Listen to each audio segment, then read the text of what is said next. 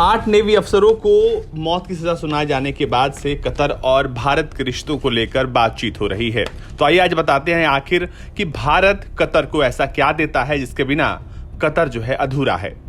Bharat Qatar से वैसे तो नेचुरल गैस, इथेनॉल, एलपीजी, उर्वरक, रसायन और पेट्रोकेमिकल्स, प्लास्टिक और एल्यूमिनियम खरीदता है, लेकिन भारत कतर को अनाज, गेहूं, तांबा, लोहा, इस्पात, सब्जियां, प्लास्टिक उत्पाद, निर्माण सामग्री यानी कंस्ट्रक्शन मटेरियल्स और कपड़े देता है। इसके अलावा बहुत सारी चीजें देता है। भारत के गेहूं पर कतर ज्यादातर निर्भर करता है।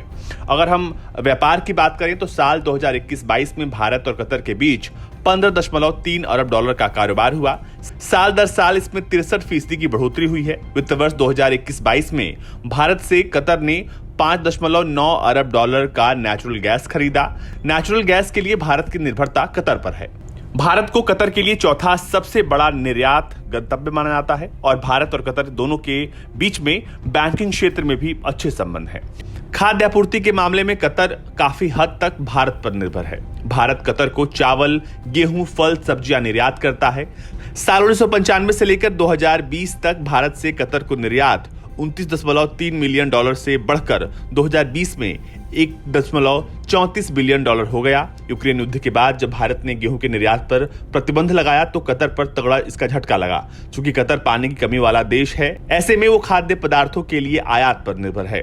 Qatar chamber of commerce and industry के मुताबिक 6000 से अधिक छोटी बड़ी भारतीय कंपनियां कतर में कारोबार कर रही हैं। Infrastructure, communication, information technology, energy sector में भारतीय कंपनियों का दबदबा है। वहीं कतर की कंपनियां भारत में निवेश करती हैं। भारत का sovereign wealth and Qatar investment authority ने मुकेश अंबानी की कंपनी रिलायंस रिटेल में निवेश किया है। भारत गैस की आपूर्ति के लिए कतर पर निर्भर है। कतर में लगभग 1/4 आबादी भारतीयों की है जो वहां काम के लिए गए हैं। भारत के नागरिकों का कतर की तरक्की में योगदान है।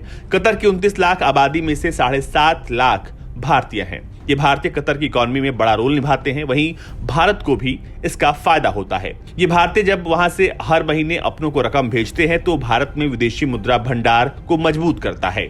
लेकिन हाल ही में कतर की अदालत ने भारतीय नौसेना के 8 पूर्व नौसैनिकों को मौत की सजा सुनाई। कतर के इस फैसले से भारत हैरान है और स्तब्ध है।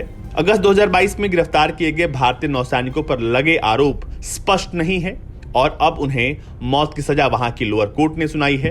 पूर्व नौसैनिकों को सुनाई गई इस सजा से भारत हैरान है और दोनों ही देश इस मामले में आधिकारिक रूप से चुप्पी साधे बैठे हैं। ऐसे में कहा जा रहा है कि आखिर इस मसले पर आगे क्या होगा, क्योंकि इस फैसले के बाद से दोनों देशों के रिश्तों पर इसका असर पड़ सकता है। अगर कतर अपने जिद पर अड़ा रहा तो हो सकता है कि भारत और कतर के रिश्ते हमेशा के लिए खराब हो जाएं।